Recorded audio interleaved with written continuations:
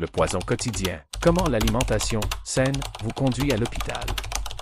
La vérité révélée par un médecin français de 85 ans. Me voici, octogénaire depuis 5 ans déjà, mais toujours animé de la passion de mes jeunes années lorsque je reçois mes patients. Durant ma longue carrière, qui s'étend sur plus d'un demi-siècle, j'ai été le témoin privilégié des innombrables maux qui affligent le microcosme complexe qu'est le corps humain. J'ai vu l'ombre terrifiante du cancer de l'estomac, la faucheuse impitoyable de la pneumonie, les murmures persistants de l'hypertension et de l'insuffisance cardiaque qui minent la qualité de vie. Mais parmi cette litanie de souffrances, une maladie s'est dressée, plus fréquente, plus insidieuse et plus dévastatrice que toutes les autres, le diabète. Parfois, il me semblait plus redoutable encore que les cancers les plus fulgurants, qui emportent parfois nos proches avec une rapidité choquante. Le diabète, lui, agit comme une ombre silencieuse, sans douleur violente immédiate, mais érodant lentement, agonisant, chaque organe et chaque fonction de notre corps, petit à petit. À ses débuts, il peut se manifester par une fatigue banale ou de légers picotements dans les mains et les pieds, des symptômes si subtils qu'on les ignore aisément. Mais tandis que la marche implacable du temps se poursuit, et que les années s'évanouissent inaperçues, nos yeux autrefois brillants commencent à errer dans un brouillard trouble, même les plus petites blessures peinent à cicatriser et s'infectent facilement, le sol ferme sous nos pieds perd sa sensation, devenant étranger, comme s'il appartenait à un autre, et finalement, les filtres mêmes de la vie, nos reins, commencent à faillir, nous condamnant au rituel épuisant et douloureux de la dialyse plusieurs fois par semaine. Certains perdent même à jamais la joie de marcher, confrontés à la tragique nécessité d'amputer un pied ou une jambe, tandis que d'autres vivent dans l'obscurité désolée d'un monde qu'ils ne peuvent plus voir. Et la vérité la plus déchirante de toutes? La plupart des gens n'imaginent même pas que le point de départ de tout ce processus destructeur pourrait être la table familière qu'ils accueillent chaque matin. Avant de regarder. Bouton essentiel à ne pas manquer. Pour nous apporter votre soutien, veuillez prendre un instant pour cliquer sur le bouton « J'aime » avec un cœur chaleureux. Et pour vous assurer de ne manquer aucune information précieuse à l'avenir, veuillez également vous abonner. Votre petit geste d'encouragement est une grande source de force pour nous. J'ai pris conscience de cette terrible vérité bien trop tard. Ou peut-être, bien que la connaissant depuis si longtemps, n'ai-je pas su articuler le danger clairement et décisivement à mes patients. Des conseils superficiels comme « diminuez les sucreries » ou « faites de l'exercice régulièrement » n'étaient que des platitudes de manuel, incapables d'apporter un réel changement dans leur vie. Mon regret aujourd'hui est de ne pas les avoir avertis plus spécifiquement, plus catégoriquement. La nourriture même que vous consommez négligemment chaque matin détruit lentement votre précieux pancréas. Cette vérité cruciale, qu'il ne faut jamais négliger, est quelque chose que j'ai réalisé bien trop tard, et que je n'ai commencé que tardivement à transmettre correctement aux patients qui sollicitaient mon aide. Ma première compréhension profonde et viscérale des graves dangers du petit déjeuner m'est venue par le biais d'un patient de 68 ans. Un enseignant retraité qui avait passé sa vie devant des classes, il entrait toujours dans mon bureau avec une dignité tranquille, impeccablement vêtu et composé. Pourtant, son taux de sucre dans le sang était un étonnant 340, s'élevant bien au-delà de toute plage saine. Il croyait fermement ne pas se livrer à des collations ou des boissons sucrées, et avait arrêté l'alcool et le tabac depuis longtemps pour sa santé. Il exprimait son profond désarroi, un profond soupir accompagnant ses paroles, quant à la raison pour laquelle son taux de sucre dans le sang atteignait des sommets aussi alarmants. Je l'ai doucement interrogé sur sa routine quotidienne de petit déjeuner. Sa réponse apparemment ordinaire m'a envoyé une onde d'horreur. « Eh bien, docteur, dit-il, je n'ai pas beaucoup d'appétit le matin, alors je prends juste une tranche de pain blanc avec une fine couche de confiture de fraises rouges et une tasse de café chaud. C'est tout. » À cet instant, j'ai ressenti un choc comme si j'avais été violemment frappé à la tête avec un marteau, me coupant le souffle. Son petit déjeuner apparemment inoffensif n'était rien de moins qu'une combinaison parfaite et destructrice démantelant lentement son précieux pancréas, du pain blanc raffiné dépourvu de valeur nutritionnelle, de la confiture de fraises sucrées bourrée de sucre simple et de la caféine ajoutant une tension supplémentaire à son pancréas déjà en difficulté. Pendant près de 2 décennies, il avait sans le savoir répété ce rituel dangereux chaque matin. Et finalement, son corps envoyait un signal d'alarme rouge vif, indiquant qu'il ne pouvait plus supporter cela. Je lui ai parlé avec autant de calme et de prudence que possible. C'est un miracle que vous ayez réussi à rester relativement en bonne santé jusqu'à présent, dis-je. Si vous continuez ce même régime insouciant, vous pourriez faire face à une perte de vision irréversible ou à une insuffisance rénale potentiellement mortelle d'ici quelques courtes années. Initialement, il considéra mon avertissement sincère avec un scepticisme perplexe, incapable de le croire facilement. Une tranche de pain. Quel mal cela peut-il faire? Et je n'étale qu'une très fine couche de confiture, murmura-t-il, presque comme s'il défendait son habitude anodine. Mais à peine 2 mois plus tard, il revint à mon bureau avec une expression de profond désespoir. Cette fois, le gros orteil de son pied droit avait commencé à pourrir, prenant une couleur noire effroyable. C'était un signe indubitable d'une complication diabétique grave. Lors de sa 3e hospitalisation, il fut confronté à une tragédie inimaginable et irréversible, l'amputation de son pied droit chéri sous le genou. Chaque fois que je le voyais, un profond sentiment de culpabilité m'envahissait. Pourquoi ne l'avais-je pas averti plus énergiquement, dans un langage qui résonnait véritablement avec la gravité de la situation? Pourquoi n'avais-je pas rendu les dangers réalistes suffisamment clairs pour qu'il les craigne vraiment? Après cet horrible incident, j'ai complètement changé. Je n'ai plus tourné autour du pot avec mes patients avec des conseils vagues et édulcorés. J'ai commencé à regarder chaque patient qui venait à mon bureau droit dans les yeux et à déclarer fermement et sans équivoque, la nourriture même que vous mangez négligemment et habituellement chaque matin rend lentement votre corps malade et vous conduit vers la mort. À partir de ce jour, avant de commencer toute consultation, j'ai pris l'habitude de poser à chaque patient qui venait à mon bureau des questions détaillées sur son petit déjeuner habituel. Pourriez-vous me dire ce que vous mangez typiquement au petit déjeuner chaque matin? Les réponses de la plupart des patients étaient étonnamment similaires. Je suis généralement trop occupé le matin, alors je le saute souvent, ou je prends juste quelque chose de léger et facile à digérer, comme de la bouillie ou une sorte de pain mou. Certains répondaient même avec une innocence naïve, je prends un bol de céréales sucrées avec du lait tous les matins. Chaque fois que j'entendais ces réponses apparemment inoffensives, je poussais un profond soupir intérieurement. Ce n'était pas seulement un simple repas qu'ils décrivaient, c'était le début d'une habitude dangereusement addictive, accumulant lentement un poison sucré, toxique dans leur corps à leur insu. Surtout pour ceux qui ont 60 et 70 ans, de telles habitudes alimentaires erronées étaient comme un venin silencieux, rongeant lentement les piliers même de leur santé. Nos corps, ayant jeûné pendant le sommeil profond de la nuit, se préparent à se réveiller, réagissant le plus au changement de glycémie lorsque le soleil du matin perce à travers la fenêtre. C'est précisément à ce moment-là que la consommation de glucides blancs raffinés dépourvus de valeur nutritionnelle ou d'aliments chargés de sucre simple qui provoquent une augmentation rapide de la glycémie force notre précieux pancréas à réagir excessivement à cette agression inattendue. Le pancréas sécrète désespérément beaucoup plus d'insuline que d'habitude pour abaisser la glycémie en flèche, et ce surmenage répété finit par l'épuiser, le faisant mal fonctionner. Ce cercle vicieux destructeur, répété sans cesse, rend lentement nos corps résistants à l'insuline, devenant le raccourci le plus rapide et le plus certain vers l'emprise dévastatrice du diabète. J'ai expliqué les dangers de tels petits déjeuners et leurs effets néfastes sur notre corps en détail et méticuleusement à d'innombrables patients qui venaient à mon bureau. Et étonnamment, beaucoup hochèrent la tête en profond accord avec mes paroles sincères. Mais malheureusement, comprendre quelque chose intellectuellement sans foi ne transforme pas magiquement du jour au lendemain des habitudes alimentaires profondément ancrées. Nos habitudes alimentaires familières, répétées inconsciemment pendant des décennies, avaient un pouvoir bien plus fort que notre seule volonté. J'ai donc dû parler plus souvent, plus longuement et avec plus de détails, expliquant avec persévérance les risques.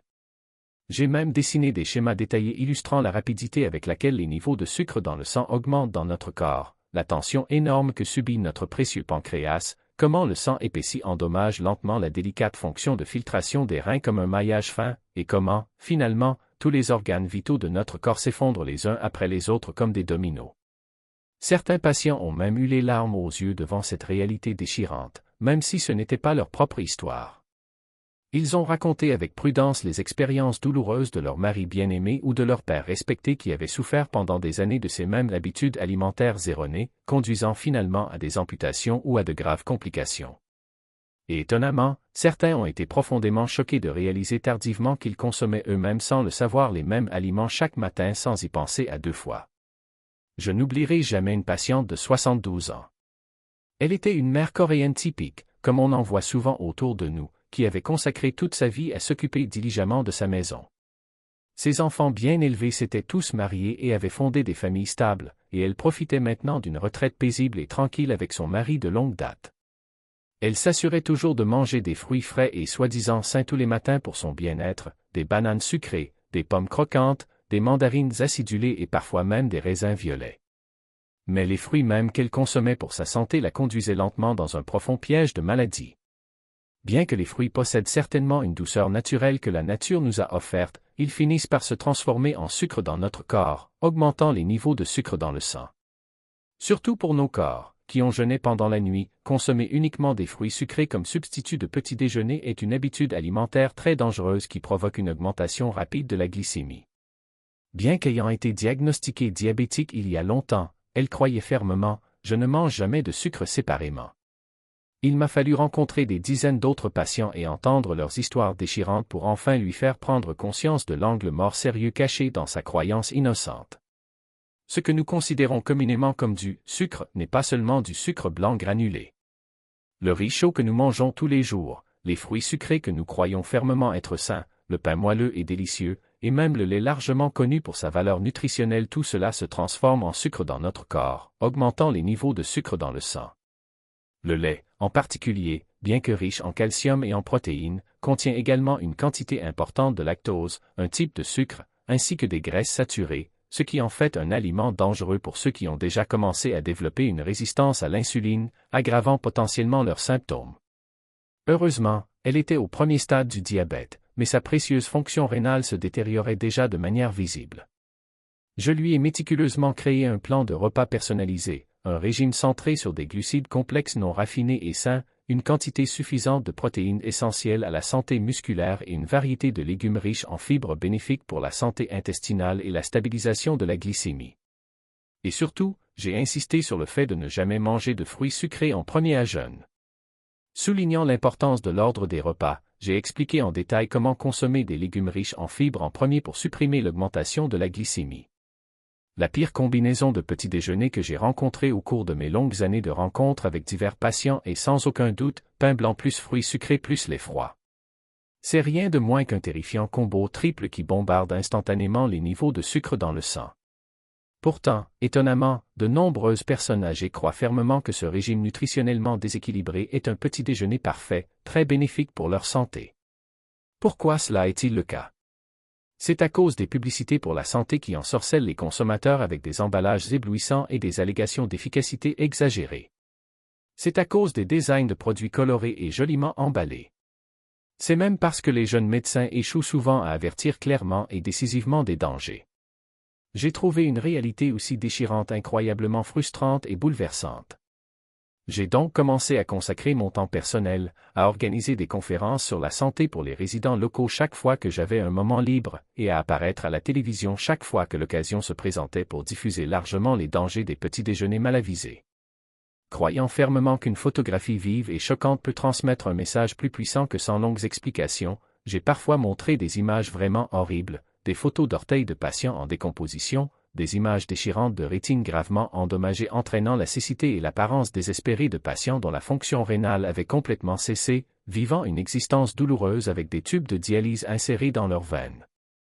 Même si cela signifiait montrer de telles réalités macabres, je croyais que cela en valait la peine si ne serait-ce qu'une seule personne pouvait prendre conscience de ses habitudes de petit déjeuner dangereuses et changer vers une voie plus saine.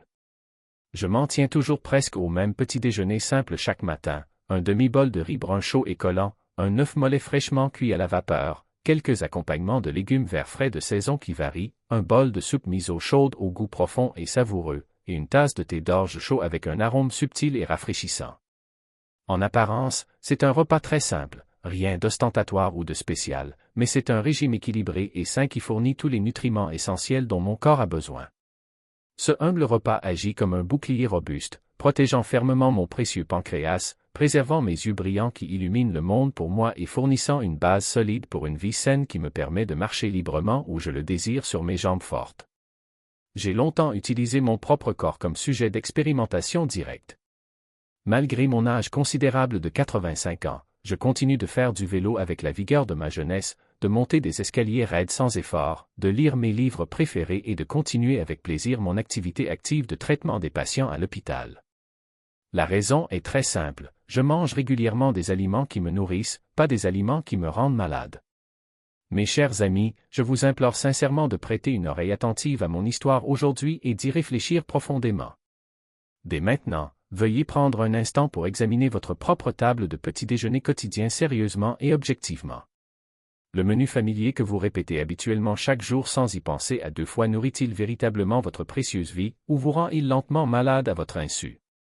Le diabète n'est jamais un invité indésirable qui arrive soudainement sans prévenir. Il s'approche de vous comme l'ombre silencieuse de la mort, familièrement et confortablement, se rapprochant un peu plus de vous chaque jour. Et au moment où vous le réalisez et en prenez conscience, vous pourriez déjà être allé trop loin, confronté à une situation désespérée dont il est difficile de revenir en arrière. Cette simple tranche de pain et ce jus sucré que vous avez pris négligemment ce matin pourrait, dans un avenir pas si lointain, vous priver lentement de votre vision brillante et gangréner progressivement vos orteils fermes, vous infligeant la terrible douleur de l'amputation. Mais paradoxalement, ce repas matinal sage et sain peut aussi être l'arme la plus puissante pour protéger fermement votre précieux pancréas et vous aider à profiter d'une longue vie en bonne santé. Tout dépend uniquement de vos propres choix éclairés, je vous en prie, ne l'oubliez jamais. Beaucoup de gens disent souvent avec soulagement lorsqu'ils parlent de leurs habitudes alimentaires, « Je ne mange pas tant que ça » ou « Je n'aime pas particulièrement les sucreries ». Mais ce que j'ai profondément ressenti après avoir observé de près la vie de milliers de patients divers pendant une longue période, c'est la cruelle vérité que même cette petite quantité que vous considérez habituellement comme pas beaucoup peut agir comme un fardeau énorme et insupportable pour votre précieux pancréas, déjà épuisé depuis longtemps. Notre pancréas se détériore lentement comme un robinet qui fuit, sans même un bruit douloureux perceptible. Il n'y a presque pas de douleur évidente ou de symptômes inconfortables qui se manifestent extérieurement. Vous ne prenez pas soudainement une quantité notable de poids, et vous ne vous sentez pas particulièrement étourdi.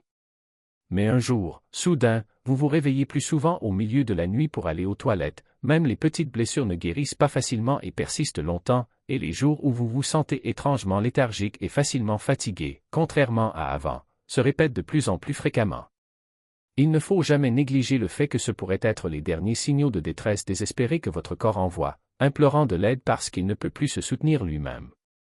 Surtout pour les personnes âgées de plus de 70 ans, le risque de diabète n'est plus seulement une question de maladie chronique à gérer, mais un problème très grave et urgent directement lié à la qualité de leur vie restante et à leur survie même. J'ai rencontré une fois dans ma petite clinique une patiente de 74 ans. Elle était venue tranquillement à l'hôpital se plaignant de rien de plus qu'une indigestion ordinaire, mais le regard quelque peu flou et sans concentration dans ses yeux, la décoloration jaunâtre malsaine de ses ongles et les taches rouges inexplicablement répandues sur ses mollets m'ont instinctivement fait fortement soupçonner un grave problème de glycémie. J'ai immédiatement vérifié sa glycémie, et le résultat a été un choquant 318, dépassant mes attentes anxieuses. Elle m'a dit avec une expression perplexe d'incrédulité, « Je n'ai vraiment jamais aimé les sucreries de toute ma vie. Je ne touche même pas aux édulcorants artificiels comme les biscuits ou les bonbons. » Mais après avoir examiné attentivement son journal alimentaire détaillé des derniers jours, il est devenu clair que les habitudes alimentaires insouciantes même qu'elle croyait fermement être saines étaient la cause fondamentale grave de ses problèmes de santé. Son petit déjeuner quotidien consistait étonnamment en rien de plus qu'un verre de smoothie aux fruits soi-disant sains, une banane fraîche et une brique de lait de soja. Pour le déjeuner, pensant à sa santé, elle mangeait du riz mélangé avec du riz brun et un peu de poisson maigre, et pour le dîner, elle mangeait principalement un repas simple centré sur divers légumes riches en fibres et une soupe kimchi fraîche. En apparence, cela ressemblait à un régime très idéal et sain, mais elle ne réalisait pas du tout. Son précieux pancréas était déjà épuisé depuis de nombreuses années sous un fardeau excessif insupportable, et même la quantité étonnamment élevée de sucre contenu dans les fruits et le lait de soja qu'elle croyait fermement être sain était un fardeau grave que son pancréas déjà endommagé ne pouvait plus supporter.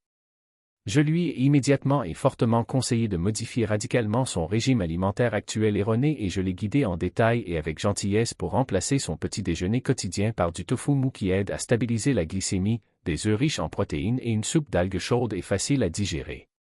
Étonnamment, 3 mois plus tard, son taux de sucre dans le sang avait visiblement baissé à 120, proche de la plage normale, et sa vitalité et son énergie s'étaient également considérablement améliorées au-delà de toute comparaison avec avant. Mais malheureusement, tous les patients qui viennent à l'hôpital ne recouvrent jamais la santé aussi radicalement qu'elle. Le moment où je ressens le plus profond regret en tant que médecin qui a soigné des patients pendant longtemps n'est autre que lorsque mon cher ami, Yung Jung, m'a appelé pour la dernière fois. Il avait 3 ans de plus que moi, nous avions nourri nos rêves ensemble pendant nos études de médecine, et il était un être précieux pour moi, comme un vrai frère avec qui j'avais partagé toute ma vie. Il avait été diagnostiqué diabétique plusieurs années auparavant et avait pris fidèlement ses médicaments prescrits pendant 5 ans, mais un jour, ses orteils ont soudainement commencé à pourrir de manière incontrôlable, devenant noirs. Au début, cela ressemblait à une simple ampoule, mais en quelques jours, cela a rapidement progressé vers une nécrose grave, et finalement, il a dû endurer la terrible douleur de l'amputation de sa cheville chérie. Tout en endurant silencieusement ce processus douloureux, il a progressivement perdu sa volonté de vivre. Le jour où il m'a appelé pour la dernière fois, sa voix était plus épuisée que jamais auparavant. Il a murmuré faiblement, « Je n'aurais vraiment jamais pensé que ça finirait comme ça. J'étais juste un peu fatigué. » À ces tristes funérailles, je n'ai pas pu relever la tête sous un profond sentiment de culpabilité.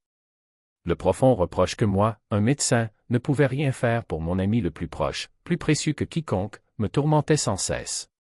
C'est pourquoi j'ose maintenant affirmer que le petit déjeuner que nous choisissons négligemment chaque matin n'est pas simplement un repas ordinaire pour fournir de l'énergie et maintenir la santé, mais un choix désespéré et sage pour protéger nos précieuses vies. Le diabète, en particulier, est une maladie très effrayante qui s'approche de nous comme l'ombre silencieuse de la mort, et une fois qu'elle commence, elle se précipite vers une catastrophe irréversible. Si nous négligeons et rejetons négligemment des symptômes légers et courants comme de simples picotements dans les mains et les pieds, cela peut finalement et lentement conduire à une perte de vision sévère irréversible, à une insuffisance rénale potentiellement mortelle et même à de terribles complications comme la démence qui nous vole notre dignité même. Par conséquent, même si vous ne ressentez aucune douleur ou inconfort évident en ce moment, vous ne devez jamais croire imprudemment que votre corps va bien et vous sentir soulagé. Au contraire, vous devez toujours graver profondément dans votre cœur que lorsqu'il n'y a pas de symptômes, cela peut être la dernière occasion en or de retrouver votre santé et de changer votre avenir. Même maintenant, à l'âge de 85 ans, je continue de faire bouillir soigneusement du thé chaud moi-même chaque matin pour éviter de répéter les mêmes regrets irréversibles du passé. J'ajoute juste un peu de gingembre sain, je dissous lentement du miel naturel dans de l'eau tiède, savourant l'arôme subtil en buvant lentement une tasse. Et je termine mon petit déjeuner sain avec 2 œufs mollets riches en protéines, du brocoli frais bouilli connu pour ses puissants effets anticancéreux et un bol de soupe miso chaude et facile à digérer. Avec la conviction sincère que ce repas simple et un peut aider mon pancréas déjà endommagé à récupérer ne serait-ce qu'un peu, et de plus, protéger la précieuse vie de quelqu'un d'autre, je m'efforce de diffuser cette vérité largement aujourd'hui aussi. Il n'est pas encore trop tard. Prenez courage et commencez lentement dès maintenant. Votre petit déjeuner sain qui change progressivement a le pouvoir puissant de transformer complètement votre vie dévastée dans une direction positive. Ce n'est pas simplement un conseil superficiel que je donne formellement en tant que vieux médecin avec une longue expérience, mais une supplique désespérée que je fais en tant que personne qui a longtemps observé d'innombrables patients souffrants et en tant que personne qui a la douloureuse expérience de perdre lentement un ami précieux à cause de la maladie.